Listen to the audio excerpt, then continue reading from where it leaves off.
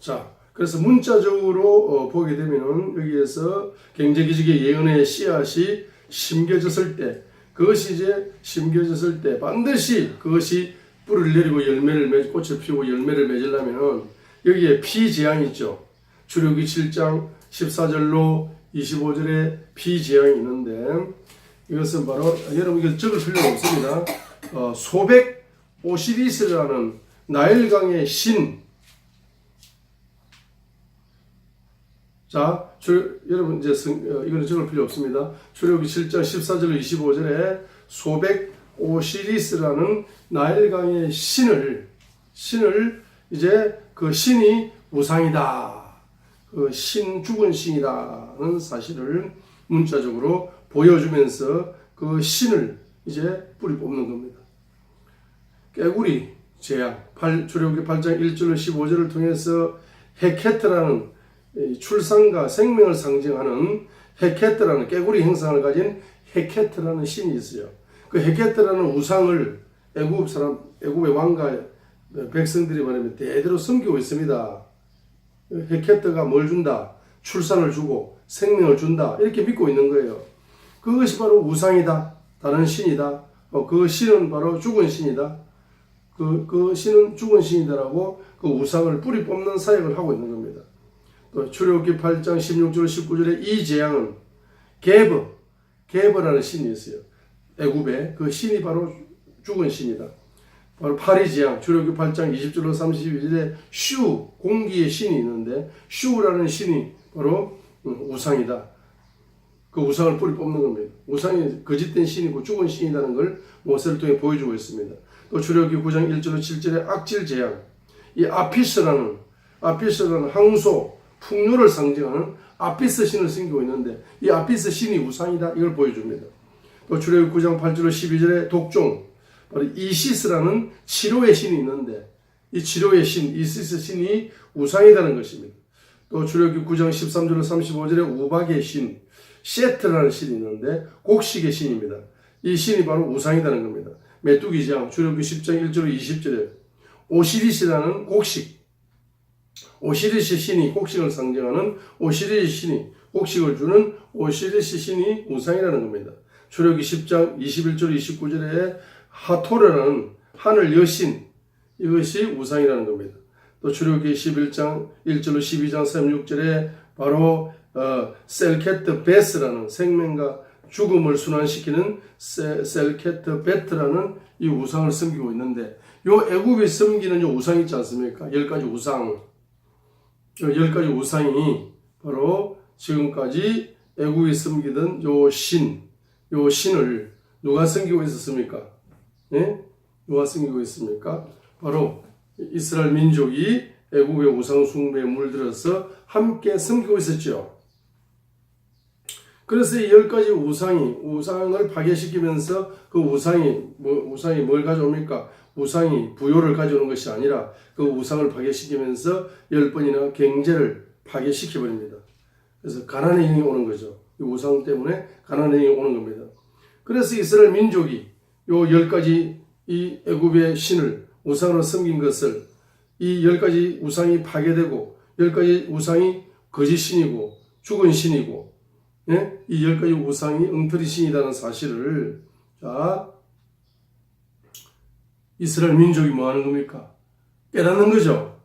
그래서 지금까지 우리 조상 대대로 요셉이 죽고 요셉을 알지 못하는 새로운 왕이 죽고 나서부터 요셉을 알지 못하는 새로운 애굽 왕이 등장해가지고 애굽의 고센 땅에 거하는 이스라엘 민족이 증가되니까 민족으로 70명이 민족으로 엄청나게 순간적으로 막 증가되니까 두려움을 느껴가지고 그 새 왕이 그 사람들을 뭡니까? 국고성 비돔과 라암셋을 건축하게 하면서 노예로 만들어버렸습니다.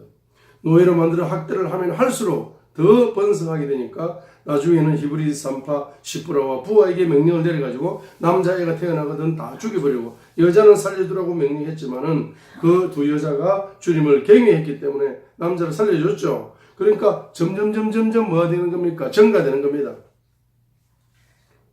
이렇게 증가되고 있었습니다. 그 증가되고 있으면서도 이 사람들은 뭐 하는 겁니까? 애굽이 숨기는 10가지 신을, 우상을 10가지 우상의 영을 받아들였습니다.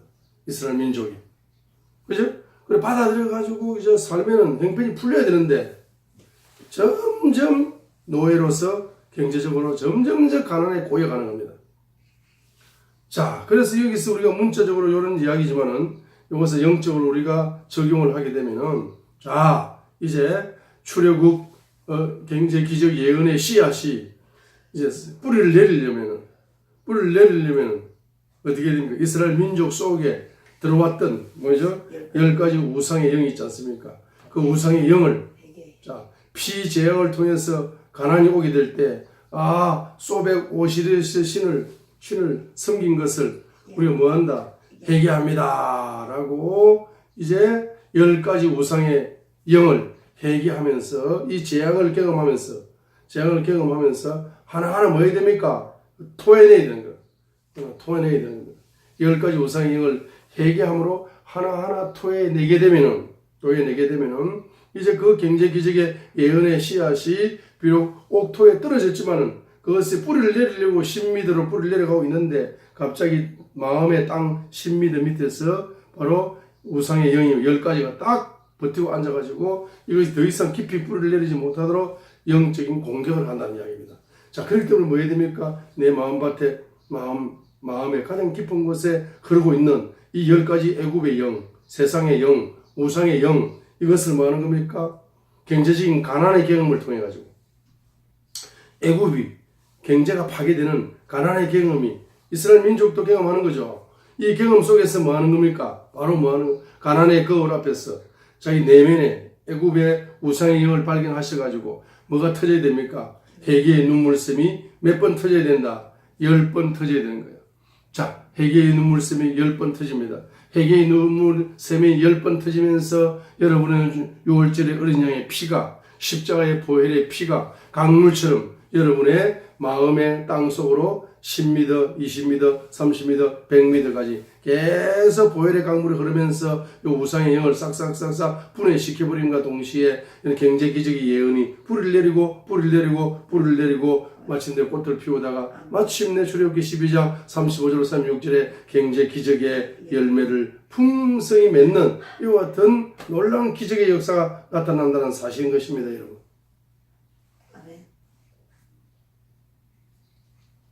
할렐루야. 할렐루야. 지금 한 명의 선지자의 마음이 옥토가 되어지고 그 한 명의 선지자의 마음 속에 경제기적의 예언의 씨앗이 심겨져가지고 그가 이 선지자가 손을 들어서 회개 중보기도 하며 민족을 위하여 회개 중보기도 하면서 나아가게 될 때 한민족이 점점 경제적으로 뭐해진다?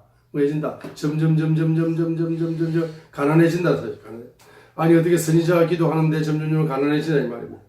여러분, 선지자가 손을 들고 한 명의 선지자가 이 한민족 8천만 동포를 놓고 회개하면서 막 이렇게 기도를 하게 중보기도를 합니다. 중보기도를 하게 되면은 이 한민족이 점점 뭐해진다? 가난해진다는 이야기입니다. 그러면 여러분 가난해지게 될 때에 어떻게 반응해야 됩니까? 그 가난의 거울 앞에서 뭘 발견해야 됩니까? 바로 우상의 영을 발견하셔야 된다.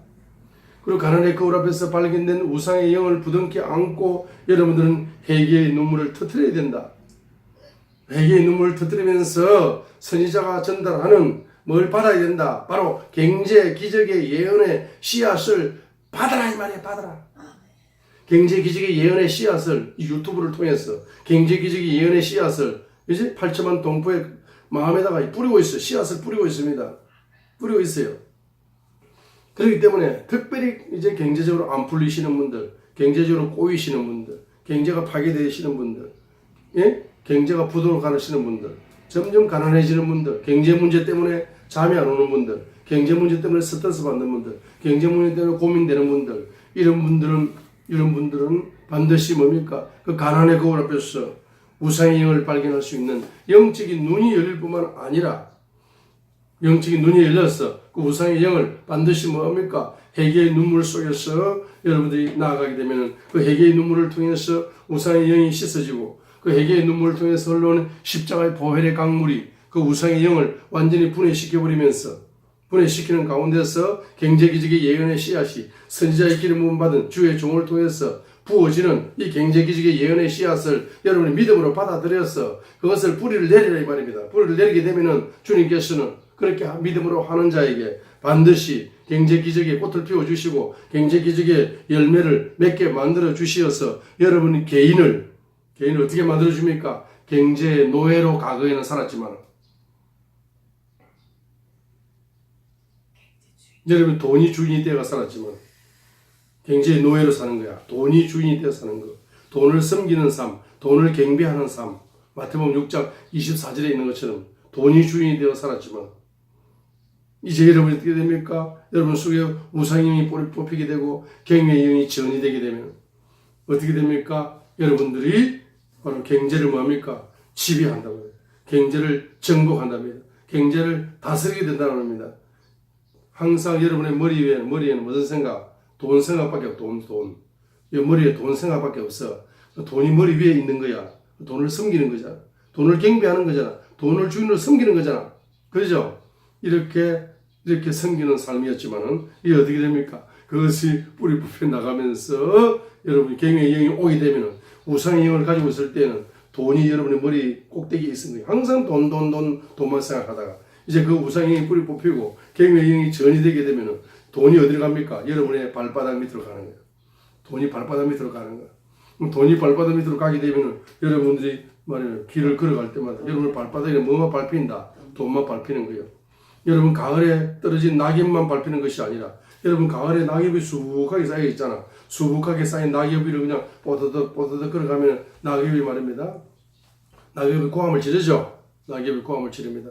그렇죠. 낙엽이 고함을 지르는 마찬가지로 여러분이 돈이 낙엽처럼 쌓여 있는 여러분의 사업터에 돈이 낙엽처럼 쌓인다고요. 여러분의 가정에도 돈이 낙엽처럼 쌓이고 여러분의 사업 터전에도 비즈니스에도 돈이 낙엽처럼 쌓이고 여러분이 심지어는 여러분이 길을 걸어가기 때 그 돈이 낙엽처럼 쌓이고 심지어는 여러분 비행기를 타고 필리핀이나 태국이나 베트남이나 미국이나 유럽이나 그 나라에 도착해서 여러분의 발이 말입니다. 걸어가는 곳마다 바로 돈이 수북한 낙엽처럼 쌓여가지고 여러분 발밑에는 항상 뭐가 밟히는 거야.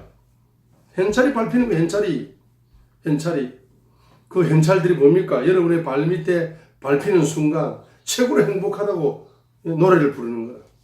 그 소문이 말입니다. 돈 세계에서 소문이 쫙 퍼져가지고 1,000원짜리, 10,000원짜리, 5,000원짜리, 50,000원짜리 그런 백지 슈퍼까지 전부 다 소문이 나가지고 여러분의 발밑에 그 돈이 말입니다. 쏜살같이 이동되어 온다 말입니다. 여러분의 발밑에 밟히게 될 때 돈이 여러분을 주인으로 섬겨버리게 됩니다.